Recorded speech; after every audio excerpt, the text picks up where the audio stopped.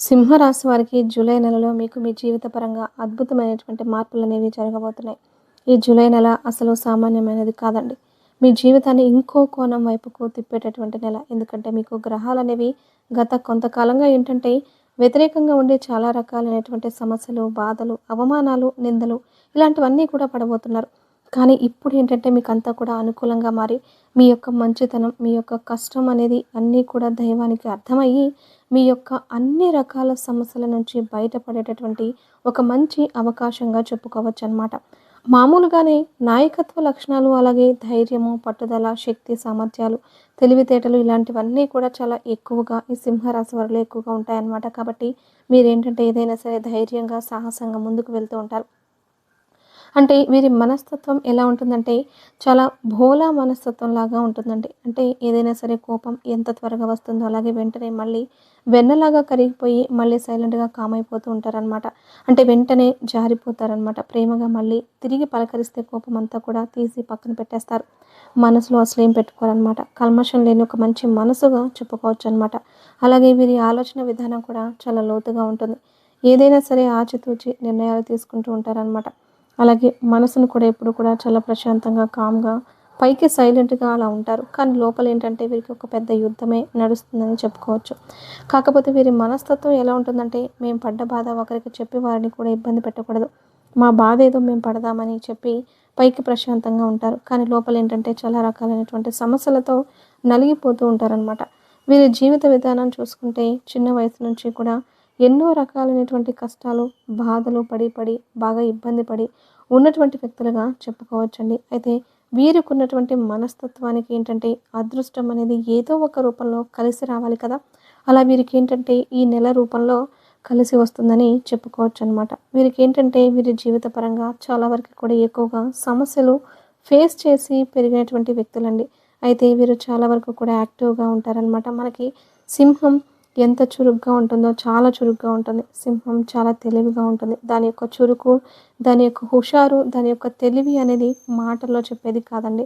అంత చురుకుగా చాలా సమయస్ఫూర్తిగా ప్రవర్తిస్తూ ఉంటుందన్నమాట. అలాగే ఈ సింహరాశి వారు కూడా ఏంటంటే చాలా తెలివైనటువంటి వ్యక్తులు. చాలా చురుకైనటువంటి వ్యక్తులు. ఏదైనా సరే ఒక్కసారి చూసారంటే వెంటనే టక్కున కనిపెట్టేస్తారనమాట. అలాగే ఏదైనా కనిపెట్టేటటువంటి మనస్తత్వం కూడా వీరిలో ఉంటుందన్నమాట. వీళ్ళు ఎక్కువ మంది చూసినట్లయితే మనకేంటంటే శాస్త్ర విద్య, సాంకేతిక విద్య ఏదైనా పరికరాలను కనిపెట్టడం ఇలాంటివి ఎక్కువగా చేస్తూ ఉంటారనమాట. అలాగే డ్రైవింగ్‌కి సంబంధించి జాబ్స్‌లో ఎక్కువగా బిజినెస్ ఫీల్డ్‌లో ఎక్కువగా ఉంటారు. అంటే ఎక్కువగా సొంతంగా అంటే ఒకరి కింద పనిచేయడానికి కాకుండా వారంతా వారే స్వయంగా ఏదైనా చేసి సంపాదించుకోవడానికి ఇష్టపడేటటువంటి వ్యక్తులుగా ఈ సింహరాశి వారిని మనం చెప్పుకోవచ్చు. అయితే వీరికేంటంటే అబద్ధాలు చెప్పేవాళ్ళంటే అస్సలు ఇష్టపడరు. అబద్ధాలు చెప్పరు. ఎవరైనా చెప్పినా కూడా అసలు పొరపాటును కూడా వీరికి నచ్చరనమాట. వీరికి కోపం అనేది చాలా ఎక్కువగా వస్తుందండి. ఎందుకంటే మంచి మనుషులకి ఎప్పుడైనా సరే వెంటనే కోపం వస్తుంది. మనసులో ఒకటి పెట్టుకొని బయటికి ఒకలాగా ప్రవర్తిస్తూ ఎదుటి వాళ్ళను మోసం చేస్తారు చూడండి. ఏంటంటే నవ్వుతూ నటిస్తూ ఉంటారనమాట. అలాంటి వారిని నమ్మడం చాలా కష్టం. కానీ వీరికేంటంటే ఉన్నదేదో మొహాన అనేసేసి అనిపించుకుంటారనమాట. వీరిని నమ్మడం వల్ల జీవితంలో ఎదుటి వారికి ఎటువంటి నష్టం కూడా ఉండదనమాట. ఎంతైనా సరే వారికి చేతనైనటువంటి సహాయం చేసేటటువంటి వ్యక్తులు. కానీ ఎదుటివారిని మోసం చేయాలి అన్నటువంటి ఆలోచన ఎక్కడా కూడా వీరిలో ఉండదన్నమాట. అలా మీరు ఏదైనా పని అనుకుంటే ఆ పని పూర్తయ్యేదాకా నిద్రపోరనమాట. అయితే ఈ నెల రోజులు ఏంటంటే గ్రహాలు కాస్త అనుకూలంగా మారాయండి. అంటే బుధుడి యొక్క అనుగ్రహం కూడా అంటే వీరి రాశి పరంగా ఉండి చాలా వరకు కూడా వీరికి అంతా కూడా అనుకూలంగా మారడం. అంటే గవర్నమెంట్ జాబ్స్ చాలామంది ట్రై చేస్తూ ఉంటారు కదా! జాబ్స్ పరంగా గవర్నమెంట్ జాబ్స్ అవ్వచ్చు, లేదా మామూలు జాబ్స్ అవ్వచ్చు. అలాంటి వారికి జాబ్స్ రావడం అవ్వచ్చు. జాబ్‌కి సంబంధించిన అవకాశాలు రావడము అవ్వచ్చు. వీరిలో కొంతమంది ఏంటంటే వివాహము టైం వచ్చినా కూడా కొంచెం మంచి మంచి సంబంధాలు వీరికి నచ్చినవి కూడా కుదరకపోయేసరికి కాస్త వివాహం కోసం ఎదురు చూస్తూ ఉంటున్నారనమాట. అలా వివాహాలు జరగడం అవ్వచ్చు. కొంతమంది వివాహమై కూడా సంతానం లేక కొంతమందికేంటంటే చాలామందికి కూడా ఇబ్బందులు. పిల్లలు ఏదైనా చెప్పిన మాట వినకుండా కొన్ని కొన్ని సమస్యలు ఉంటాయి కదా! ఇంటి పరంగా కొంతమంది అప్పులతో కూడా ఇబ్బంది పడేవాళ్ళు ఉన్నారు. ఆర్థికంగా కూడా నలిగిపోయే వాళ్ళు కూడా ఉన్నారండి. ఇలా మీకు ఉన్నటువంటి ప్రతి సమస్యకు కూడా మీకు అంతా అనుకూలంగా మారి మీరు సంతోషంగా ఉండే అవకాశం అనేది ఉంటుంది. గ్రహాలు అనేవి మీకు అనుకూలంగా మారాయి. ఎందుకంటే ఎప్పుడైనా సరే దైవం ప్రతిదీ కూడా గమనిస్తూ ఉంటుందండి. మంచి వారికి దైవం కొంత అంటే మొదట్లో ఎక్కువగా కష్టాలు పెట్టినప్పటికీ కూడా వారినేంటంటే కొన్ని సమస్యల నుంచి తప్పించడం కోసమే ఆ కష్టాలను దైవం ఇస్తూ ఉంటుందన్నమాట. కాబట్టి అది గ్రహించి దైవాన్ని వదిలిపెట్టకుండా నమ్ముకున్నటువంటి వారు ఎప్పుడూ కూడా పాడైపోయినట్లుగా చరిత్రలో లేదనమాట. అలా వీరి మీద ఎప్పుడూ కూడా దైవ అనుగ్రహం పుష్కలంగా ఉంటుంది. ఈ నెల రోజుల్లో మీకు మంచి శుభవార్తలు వింటారు. ఈ నెల రోజులు బిజీగా ఉంటారు. కాస్త కూస్తో ఫ్యామిలీతో టైం స్పెండ్ చేస్తూ ఉంటారు. వీరికి ఫ్యామిలీతో టైం స్పెండ్ చేయడం అంటే చాలా ఇష్టం. సమయం కోసం ఎదురు చూస్తూ ఉంటారు. అలాగే ఇంట్లో దైవారాధన చేసే అవకాశం అనేది ఉంటుంది. మీకు కుదిరితే ఏదన్నా ఒక సోమవారం రోజున కాస్తంత శివాలయానికి వెళ్ళేసి శివుడి దగ్గర ఏంటంటే ఒక రాగి చెంబుతో నీటిని తీసుకుని జలాభిషేకం చేసేసి మారేడు దళం ఉంటుంది కదండి. ఆ మారేడు దళం మీద ఒక మట్టి ప్రమిదలో ఆవు నెయ్యి కానీ లేదా నువ్వుల నూనె కానీ చక్కగా పోసేసి దీపం వెలిగించి చక్కగా స్వామివారికి అంటే ప్రదక్షిణలు చేయడం, నందిని తాకడం, మీ యొక్క కోరికలు చెప్పుకోవడం ఇలా చేయడం వల్ల ఏంటంటే మీకు తీరని ఏదన్నా కోరిక ఉన్నా కూడా తీరిపోతుంది. మీ యొక్క జాతక పరంగా దోషాలు ఏమన్నా ఉన్నా కూడా పూర్తిగా తొలగిపోయేటటువంటి అవకాశం అనేది ఉంటుందన్నమాట. మీకంతా కూడా బాగా కలిసి వస్తుంది. ఎందుకంటే మీకు శివానుగ్రహం వల్ల సమస్యల సంఖ్య అనేది తగ్గుతుందని చెప్పుకోవచ్చండి. అదృష్టం ఉన్న రాశులు ఈ సింహరాశి వారిది మొట్టమొదటిగా చెప్పుకోవచ్చు. వీరి ఆలోచన విధానం కూడా అలాగే ఉంటుంది. వీరు అందరిలోకెల్లా నెంబర్ 1 పొజిషన్లో ఉండాలి, మేము టాప్ స్థాయిలో ఉండాలి అని చెప్పి వీరి ఆలోచన విధానం కూడా నెంబర్ 1లో ఉంటుందన్నమాట. అలాగా వీరు అలా స్పీడు, చురుకుతనం అలాగే లోతు ఆలోచన కలిగినటువంటి వ్యక్తులనమాట. అంటే ఏదైనా సరే ఒక మనిషిని చూసినప్పుడు వెంటనే అంచనా వేయగలుగుతారు. అసలు వాళ్ళు ఎలా ఉంటారు, ఏంటి అనేది. అలాగే వీరేంటంటే కొంచెం కోపాన్ని అదుపులో పెట్టుకోగలిగితే మీ జీవిత పరంగా ఇంకా మీకు మంచిగా అవకాశాలనేవి వస్తాయి. అలాగే మీకేంటంటే సొంత కాళ్ళ మీద నిలబడటానికి ఎక్కువగా ఇష్టపడుతూ ఉంటారు. అంటే మీరు మీ జీవితంలోకి వచ్చి ఎవరైనా మీరు చేసే పనుల్లో తలదూచడం కానివ్వండి, లేదా మధ్యలో జోక్యం చేసుకున్న సలహాలు ఇవ్వడం కానివ్వండి, ఇలాంటివి చేస్తే మీకు వచ్చేటటువంటి కోపం అనేది మామూలుగా ఉండదండి. ఎందుకంటే మొదలుపెట్టింది మేము, పూర్తి చేసుకోవాల్సింది మేమే. వీళ్ళెవరో మధ్యలో ఇప్పుడొచ్చి మాకు సలహాలు ఇవ్వాల్సినటువంటి అవసరం లేదు. ఎందుకంటే డబ్బు పరంగా పెట్టుబడి అవ్వడంలో అవ్వచ్చు, కష్టం గురించి అవ్వచ్చు, ఇలా ప్రతిదీ కూడా మేము నిర్మించుకున్నటువంటి సామ్రాజ్యంలో ఇవాళ కొత్తగా వీళ్ళొచ్చి సలహాలు ఇస్తారు ఇలాంటి వాళ్ళు అని చెప్పేసి వారికి ఏంటంటే కోపం వస్తుందన్నమాట. ఎదుటి వారు ఎవరన్నా వీరి విషయాల్లో వేలు పెడితే మాత్రం చాలా కోపం వస్తుంది అనమాట.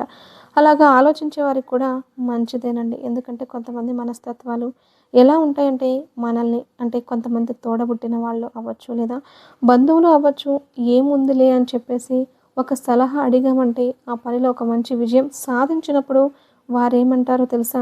మేమే మేమే చేపిచ్చాం. అందుకే ఇలా జరిగింది. మేము పట్టించుకోబట్టే మీరు అంతా నేర్చుకున్నారు. మా వల్లే మీరు బాగుపడ్డారు. మా వల్లే మీరు బ్రతికారు అంటే అక్కడ వీరి కష్టంతోటి, టాలెంట్ తోటి పైకి వచ్చినా కూడా ఏంటంటే క్రెడిట్ అంతా కూడా వాళ్ళకి సంబంధించి చెప్పుకుంటూ ఉంటారనమాట.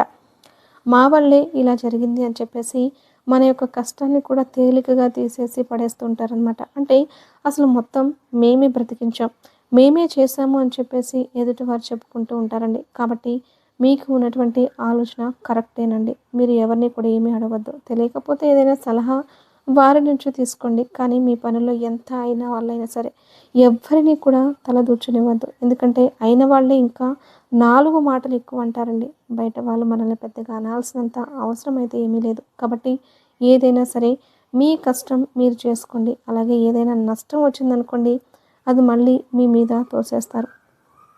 మేము చెబితే వినలేదు అందుకే ఫెయిల్ అయిపోయిందని. ఎందుకంటే జనం కనిపించినంత ఈజీ కాదండి. జనంలో కనిపించని ఇంకొక మనుషులు ఉన్నారనమాట.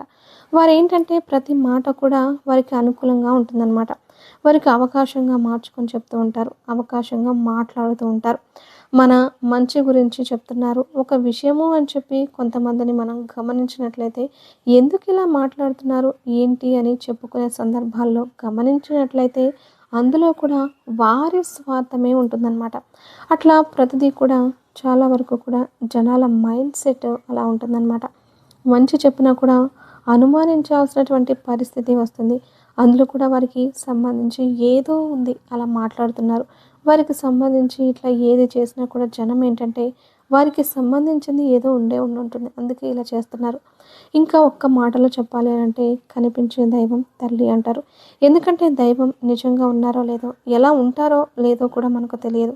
కానీ దైవం ఏంటంటే తల్లి రూపంలో మనకు అన్ని రకాలైనటువంటి విద్యాబుద్ధులు, మంచి చెడులు నేర్పి అంటే కనిపించని దైవం ఏంటంటే మనకు తల్లి రూపంలో ఉంటుందని చెప్పేసి మనందరికీ తెలిసినటువంటి విషయమే.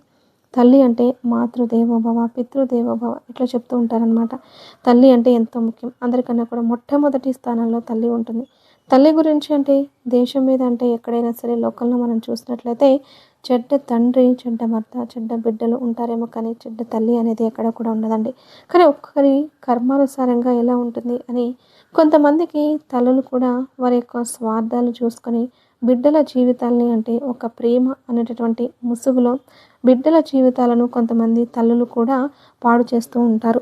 అది ఒక విచిత్రమైనటువంటి వింత అయినటువంటి విషయంగా చెప్పుకోవచ్చనమాట. ప్రేమ, ప్రేమ అని చెప్పి లోకం తెలియని చిన్న చిన్న పిల్లలకు కూడా వివాహాలు చేసుకోవడం, ఇలా వదిలించుకోవడం అవ్వచ్చు. ఇట్లా కొన్ని రకాలు ఏంటంటే చివరికి కన్న తల్లులు కూడా ఇలా ఉంటారా అంటే తల్లిని కూడా నమ్మలేమా అనేటటువంటి పరిస్థితులు వస్తున్నాయన్నమాట. ఎందుకంటే స్వార్థం అనేది ఒక సంబంధం, బంధంతో తేడా లేకుండా ప్రతి మనిషిలో కూడా స్వార్థం అనేది వస్తూ ఉంది.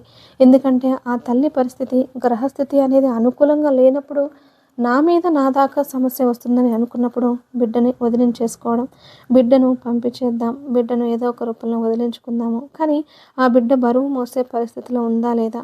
ఆ బిడ్డకు అసలు లోకం తెలిసి అంత జ్ఞానము వయసు వచ్చాయా లేదా? కొంతమంది తల్లులైతే ఆలోచించట్లేదండి. తల్లినంటే చాలా పాపం అని చెప్పేసి మనకు పెద్ద పెద్ద శాస్త్రాలు చెప్పడం అనేది జరిగింది. కానీ కొంతమంది తల్లులు తల్లి అనేటటువంటి పేరుతో బిడ్డల జీవితాలను అల్లకల్లోలం చేసినోళ్ళు కూడా ఉన్నారండి. కాబట్టి మరి భగవంతుడు అనేవాడు ఉంటే అలాంటి వారందరినీ కూడా గమనిస్తూ ఉంటాడు. అలాంటి వారందరినీ కూడా గుర్తించాలి. ఏదైనా సరే రకరకాల వ్యక్తులు చెడ్డవాళ్ళు ఉంటారేమో కానీ తల్లి మాత్రం ఉండదు. కానీ తల్లుల్లో కూడా ఇలాంటి స్వార్థాలతోటి చాలా వరకు కూడా అంటే పిల్లల జీవితాలు ఎంతమందియో కూడా తెలియక బయటికి రాకుండా ఎంతోమంది అల్లాడిపోతూ ఉన్నారు.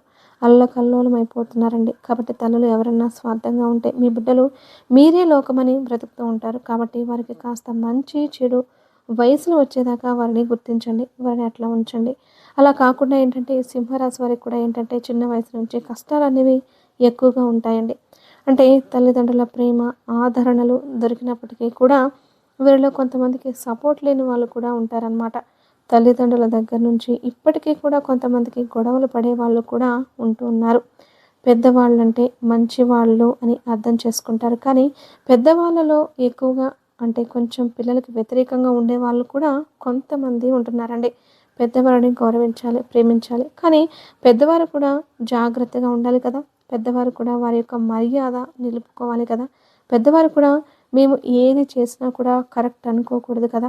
పిల్లలేంటంటే మీరే దైవం, మీరే లోకంగా బ్రతుకుతూ ఉంటారు. అలాంటి పిల్లల విషయంలో మీరు కూడా బాధ్యతగా ఉండండి. కొంతమంది పెద్దవాళ్ళు బాధ్యత లేకుండా ఉండేవాళ్ళు కూడా ఉన్నారండి.